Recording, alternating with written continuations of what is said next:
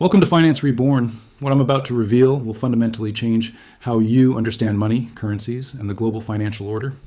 The announcement that just came out of the BRICS Summit is the most significant monetary development since Nixon closed the gold window in 1971.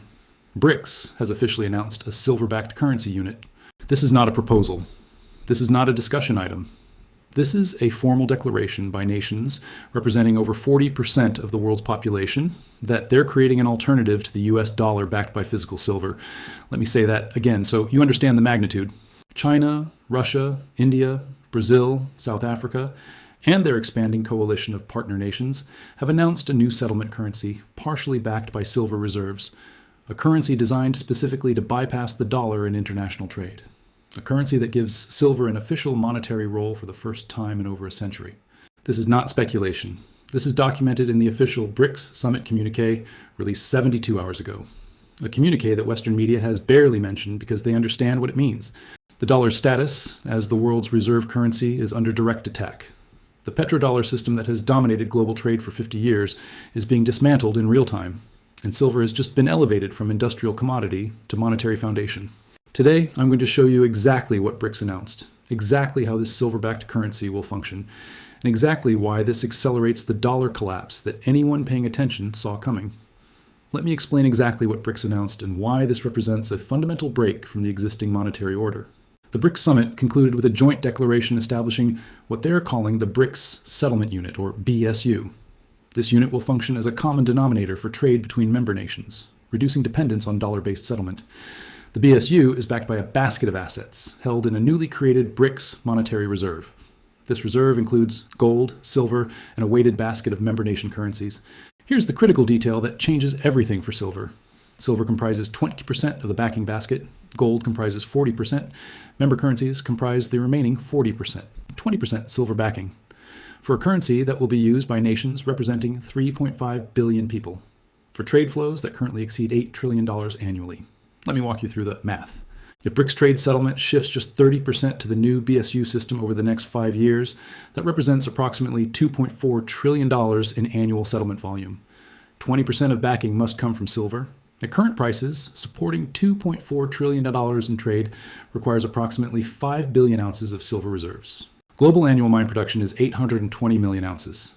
The BRICS nations would need to acquire 6 years of total global production just to back 30% of their internal trade settlement, and they've committed to higher percentages over time. Their stated goal is 70% BSU settlement by 2030. The silver demand implications are almost incomprehensible. We're not talking about investment demand. We're not talking about industrial demand.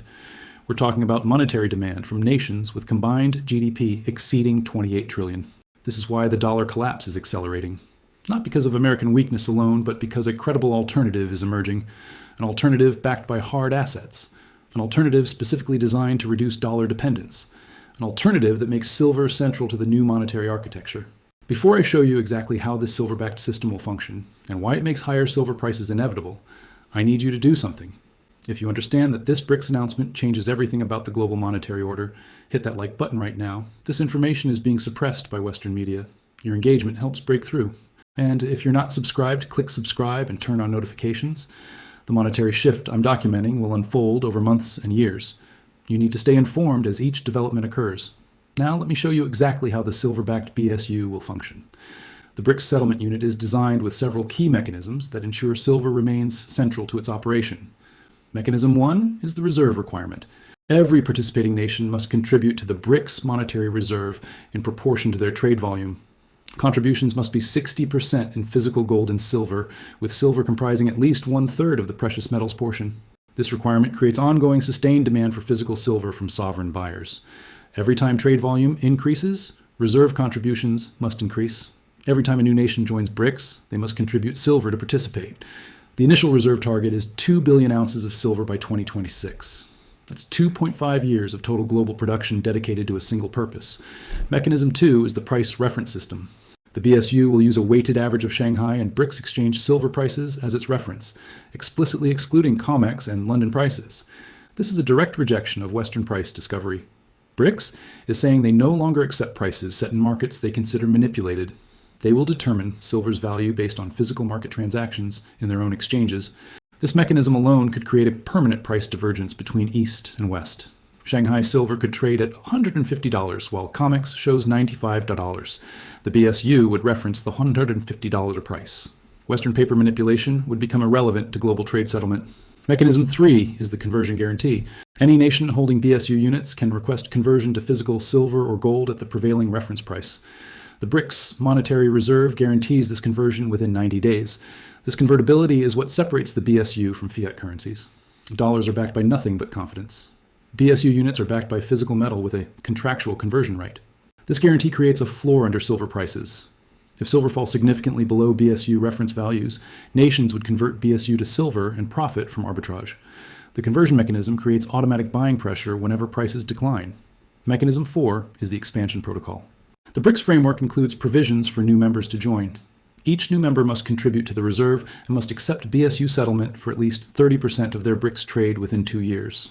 When a nation joins BRICS and contributes silver to reserves, they want BSU value to increase.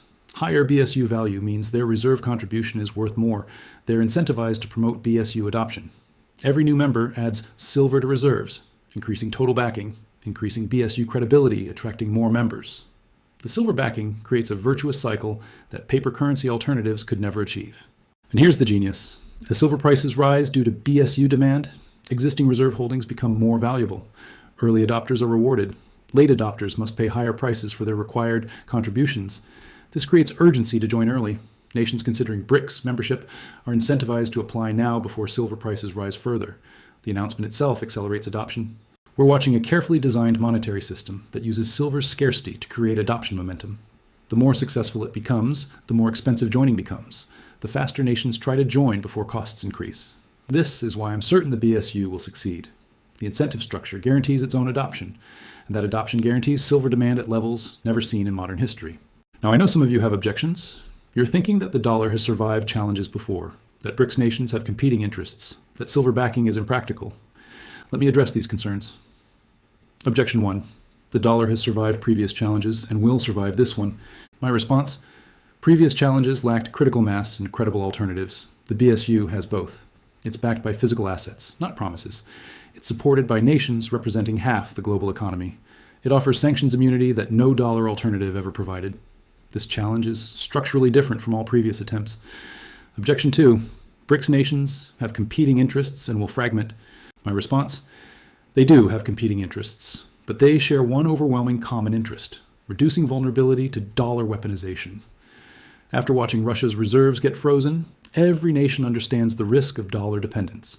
Fear of American financial power unites them more than their differences divide them. Objection 3. There isn't enough silver to back a major currency. My response? That's precisely the point. Silver scarcity is a feature, not a bug. It constrains BSU supply growth, preventing the inflation that destroys fiat currencies. It creates value through scarcity rather than printing press abundance. Limited silver supply means limited BSU supply means preserved purchasing power. Objection 4. Western nations will intervene to stop this. My response? Intervene how? Military action against nuclear powers? Sanctions against half the world? Export controls on silver when most production is outside Western control? The West has limited options.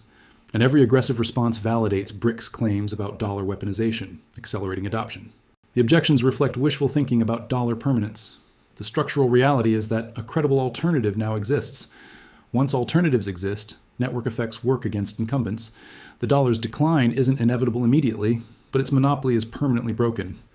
Let me give you a framework for understanding what happens as the BSU adoption accelerates. Phase 1 is parallel operation. We're entering this phase now. The BSU exists alongside the dollar. Trade settles in both. Nations maintain reserves in both. Competition for adoption begins, but dollar dominance continues. During this phase, silver demand grows steadily as BRICS nations build reserves. Prices rise, but not explosively. The dollar weakens, but doesn't collapse. Phase 2 is critical mass recognition. This occurs when BSU settlement exceeds 25-30% of global trade. Markets recognize the shift is irreversible. Dollar selling accelerates as nations reduce holdings they no longer need. Silver buying accelerates as nations increase reserves they do need. During this phase, silver could double or triple. Dollar index could fall 30-40%. The transition becomes visible to everyone. Phase 3 is new equilibrium. The BSU becomes the primary settlement mechanism for non-Western trade. The dollar remains important for Western economies, but loses reserve currency status. Multiple currency blocks compete rather than dollar monopoly. During this phase, silver reaches its new monetary valuation. Prices reflect monetary demand plus industrial demand plus investment demand. Numbers like $300, $500, $1,000 become realistic discussions rather than fantasy projections. For your positioning, recognize that we're early in phase 1. The smart money is accumulating now before phase 2 recognition. Physical silver acquired today will benefit from the entire transition. Diversify your holdings across physical metal, mining stocks, and international assets that benefit from dollar decline. Reduce exposure to dollar-denominated bonds and assets that suffer from reserve currency loss. The transition will take years, not months, but the trajectory is now set. Position accordingly. Here's my question for you. Do you believe the BRICS silver-backed currency will succeed in challenging dollar dominance? Or do you believe the dollar system will find a way to maintain its monopoly despite this challenge? I've shown you the evidence. The BSU mechanism, the silver reserve requirements, the adoption incentives, the smoking gun of critical mass. What's your conclusion? Share your perspective in the comments. Tell me what you think this means for silver prices over the next decade, and share how you're positioning for the monetary transition. Let me leave you with the final thought. BRICS has announced a silver-backed currency. This is real. This is documented. This is happening. For the first time in over a century, silver has an official monetary role in major international settlement. Nations representing half the world's population are building silver reserves. Demand measured in billions of ounces is emerging over the next decade. The dollar collapse isn't a future prediction. It's a present process. The BSU announcement accelerates what was already underway. The monopoly is broken. The alternative exists. The transition has begun. Silver sits at the center of this monetary revolution. Its price will reflect not just industrial demand, not just investment demand, but monetary demand from sovereign nations building the foundations of a new financial order. Those who understand this shift and position accordingly will benefit from the greatest monetary transition in generations. Those who dismiss it will watch the value of their dollar holdings erode as alternatives gain adoption. This is Finance Reborn. BRICS has announced a silver-backed currency, the dollar collapse accelerates, and silver's monetary future has officially begun. If this breakdown helped you understand the most significant monetary development of our lifetime, hit that like button, subscribe to the channel, and share this with everyone who still believes dollar dominance is permanent. Stay sharp, accumulate silver, and I'll see you in the next one. Over 20 nations have formally applied for BRICS membership. If even half are accepted, the BSU usage expands proportionally. Each expansion requires additional silver reserves. Each expansion increases demand. The leaked projections show BRICS expects 15-20 new members by 2027. If accurate, the silver reserve requirement could exceed 4 billion ounces by that date. The evidence is clear. The BSU isn't a theoretical concept. It's a functioning system with defined mechanisms, clear timelines, and massive silver requirements. Now let me explain why BRICS chose silver specifically, and why this choice accelerates dollar decline. Reason 1 is distribution strategy. Gold is concentrated. Approximately 35,000 tons of official gold reserves exist, but over 65% is held by Western nations and their allies. The United States alone holds 8,100 tons. Germany holds 3,300 tons. If BRICS backed their currency only with gold, they'd be starting from a position of disadvantage. Western nations could weaponize their gold holdings to undermine the new system. Silver is different. Silver reserves are more widely distributed. China, India, and Russia have all been quietly accumulating. And silver production occurs largely in BRICS-friendly nations like Mexico, Peru, and Kazakhstan. By including silver, BRICS creates a backing mechanism they can control. They're not competing for existing Western gold hoards. They're building reserves in an asset where they have sourcing advantages. Reason 2 is industrial alignment. Silver isn't just monetary, it's essential to the industries BRICS nations are dominating. Solar panels, electronics, electric vehicles, 5G infrastructure, all require silver. All are manufactured primarily in BRICS nations, especially China. By making silver monetary, BRICS creates alignment between their industrial strategy and their monetary strategy. The same metal that powers their manufacturing also backs their currency. Demand from both sources reinforces value. This dual role is strategic genius. It means silver can never be demonetized without also demonetizing the green energy transition. Western nations cannot attack silver's monetary role without attacking their own climate commitments. Reason 3 is dollar vulnerability exposure. The dollar's strength comes from being essential for international trade. Nations must hold dollars to purchase oil, commodities, and goods priced in dollars. This creates constant dollar demand that supports its value. The BSU directly attacks this dynamic.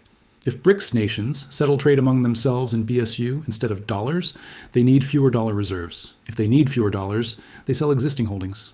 If they sell holdings, dollar value declines. This is already happening. BRICS nations have reduced dollar reserves by $400 billion over the past 3 years. The BSU announcement accelerates this trend by providing a concrete alternative. Reason 4 is sanctions immunity. Russia's experience proved that dollar-based systems can be weaponized. When the West froze Russian reserves and excluded them from SWIFT, they demonstrated that dollar holdings are conditional. You own them only as long as Western governments permit. The BSU offers sanctions immunity. Reserves held in physical silver within BRICS vaults cannot be frozen by Washington. Settlement through BRICS systems cannot be blocked by SWIFT. Trade between members cannot be interrupted by Western financial infrastructure. For any nation that fears future sanctions, the BSU provides insurance. Hold BSU units backed by silver in BRICS vaults, and your reserves are secure regardless of Western political decisions. Let me show you the evidence that this silver-backed system is already being implemented. First, look at the sovereign silver purchases. In the 90 days since the BSU announcement, reported sovereign silver purchases have exceeded 300 million ounces. China acquired 120 million ounces. Russia acquired 80 million ounces. India acquired 60 million ounces. Smaller members and applicants acquired the remainder. 300 million ounces in 3 months. That's 36% of annual global production purchased by BRICS governments alone. Second, look at the exchange developments. The Shanghai Futures Exchange has announced a new silver contract denominated in BSU units. This contract will launch in Q2 with initial trading limits of 50 million ounces daily. The BRICS New Development Bank has begun pricing infrastructure loans with BSU components. A recent loan to Bangladesh included provisions for silver equivalent valuation adjustments. Third, look at the bilateral agreements. China and Saudi Arabia have signed an agreement to settle oil trades in BSU units beginning 2025. This is the first direct challenge to the petrodollar since its creation in 1974. Russia and India have expanded their rupee-ruble settlement to include BSU conversion options. Brazilian agricultural exports to China will offer BSU settlement starting next month. These aren't theoretical possibilities. They're signed agreements with implementation dates. The BSU is launching in real time. Fourth, look at the dollar response. The Federal Reserve has held 3 emergency consultations on reserve currency status since the BSU announcement. Treasury Secretary statements have shifted from dismissing BRICS to acknowledging competitive pressure. The dollar index has declined 8% since the announcement, despite interest rate support. Foreign central banks have accelerated treasury sales. Dollar demand is weakening precisely as BSU provides an alternative. Fifth, look at the silver market response. Silver has risen 23% since the BSU announcement. But more importantly, the character of buying has changed. Large block purchases during Asian trading hours have increased 340%. These are sovereign buyers accumulating for reserve purposes, not speculators trading momentum. The evidence confirms that the BSU is not a future possibility. It's a present reality reshaping silver demand and dollar dynamics simultaneously. Let me show you the smoking gun that proves this silver-backed system will succeed where previous dollar alternatives failed. Previous challenges to dollar dominance have failed because they lacked critical mass. The euro was tried. Special drawing rights were proposed. Various basket currencies were discussed. None achieved adoption because no coalition was large enough to create a self-sustaining network. The BSU has achieved critical mass from day one. BRICS nations represent 42% of global population. They represent 31% of global GDP. They represent 44% of global oil production. They represent over 50% of global manufacturing output. This is not a marginal challenge. This is nearly half the world economy, declaring independence from dollar settlement. But the ultimate smoking gun is the silver reserve requirement itself. By mandating silver backing, BRICS has created a self-reinforcing adoption incentive. Here's how it works.